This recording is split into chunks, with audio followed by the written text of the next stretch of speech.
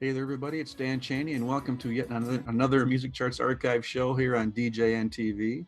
Now, this is going to be the first show of the new decade, the 2020s, and I thought I'd go back 50 years and give you the top 10 songs from the week of the first chart of the 1970s, January 3rd, 1970.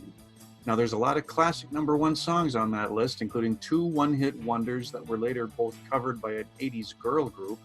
We have the only top 10 hit by one of the biggest rock acts of all time, and we have an Oscar-winning song that was recorded with a touch of laryngitis. Those songs and more are coming up on this week's edition of the Music Charts Archive Show.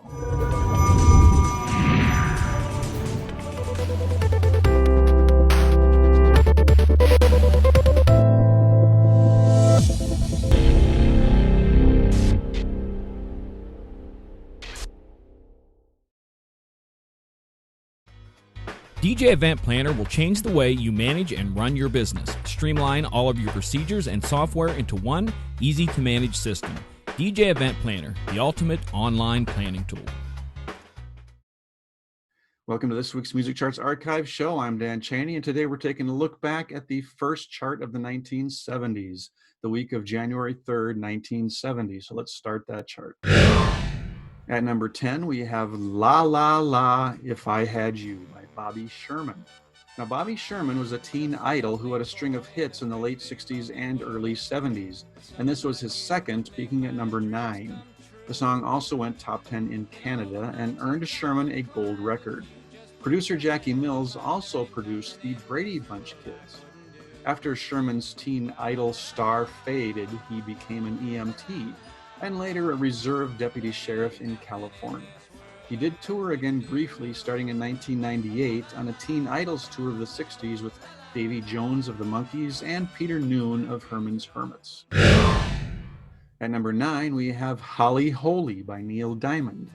Neil Diamond started charting in 1966, and this was already his 16th chart single and 4th top 10 hit. It peaked at number 6. It was the follow-up to a song that has had a resurgence lately, Sweet Caroline. Holly Holy has a gospel-type influence and supposedly was Diamond's favorite song he had written to that point. At number 8, we have Venus by The Shocking Blue. The Shocking Blue is a Dutch band that was active from 1967 to 1974. They only charted 3 songs in the US, and this classic was the only one to reach the top 40.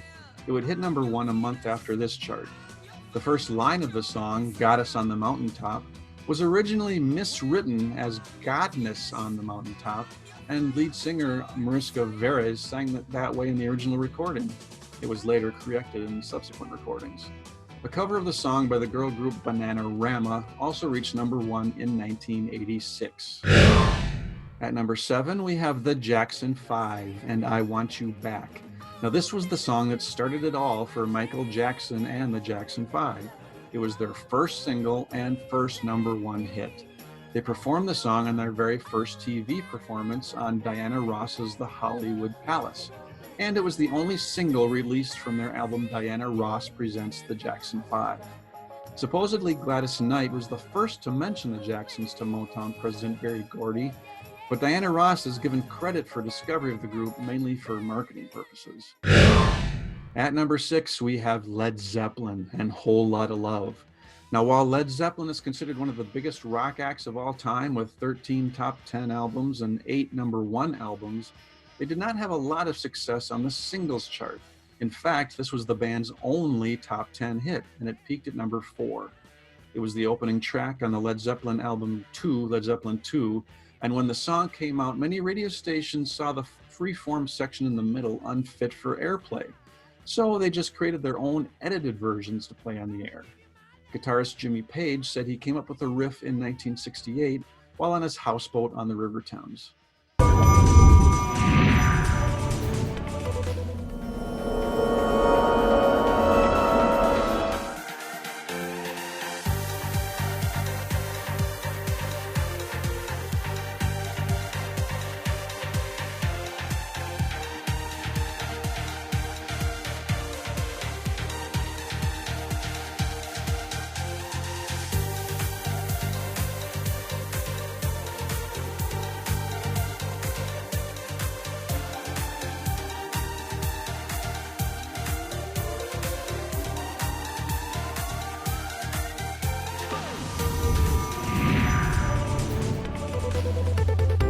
Hey everybody, welcome back to this week's Music Charts Archive show. My name is Dan Cheney, and this week we're counting down the top 10 songs from the week of January 3rd, 1970, 50 years ago. So let's get back into it. At number 5 on our list, we have Na Na, Hey Hey, Kiss Him Goodbye by Steam. Now, like the shocking Blue and Venus, Steam was another group that only had one top 40 hit, and that hit also went up to number 1. This one went to number 1 in December of '69. However, the band Steam started out as just the name for a studio group led by writer-producer Paul Leka, or Leek, I'm not sure how to pronounce that name. The song is often chanted by crowds at sporting events, and that ritual supposedly began back in 1977, when White Sox organist Nancy Faust would play it when the home team hit a home run. Coincidentally, the group Bananarama, who covered the song Venus, also recorded a cover of this song. It didn't make it in the US, but it was a top 10 hit in the UK. Coming in at number 4, we have Creedence Clearwater Revival and Down in the Corner and Fortunate Son.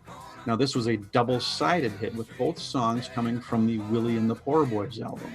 The lyrics for Down in the Corner tells the story of the fictional Willie and the Poor Boys band and how they play on street corners for fun and to make a little money. Fortunate Son became an anthem of sorts for the anti-war movement during the days of Vietnam.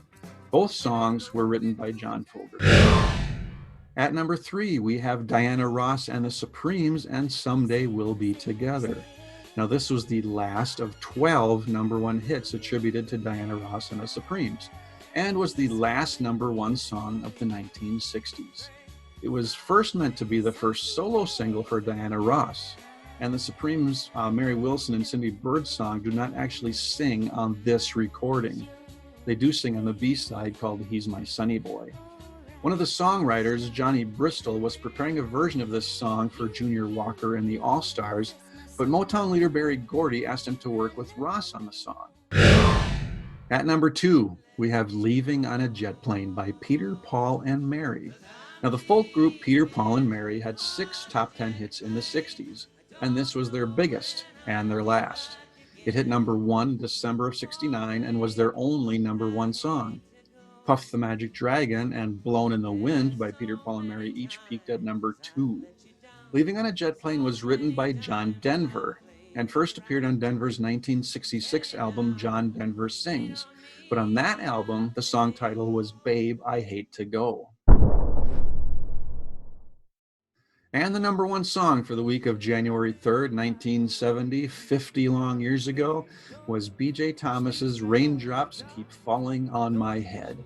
Now, this song was written by Hal David and Burt Bacharach for the movie Butch Cassidy and the Sundance Kid. It won the Oscar for Best Original Song, and the movie's score also won an Oscar. Now, supposedly Thomas had been recovering from laryngitis when recording the film version of the song. So the 7-inch release sounds a little different than the movie version. Now, this was the first of 2 number 1 songs for B.J. Thomas. The second came along later and was the long-winded title, Hey, Won't You Play Another Somebody Done Something Wrong song. Well, that's it. Those were the top 10 songs from the week of January 3rd, 1970, 50 long years ago. Please give the video a thumbs up and share it and let me know in the comments which of these songs are your favorites. I'm going to go with the Jackson 5's I Want You Back. That's just a fun classic song. And for my runner-up, I'm going to go with Neil Diamond's Holly Holy. Give it a listen. This has been Dan Cheney for the Music Charts Archive Show.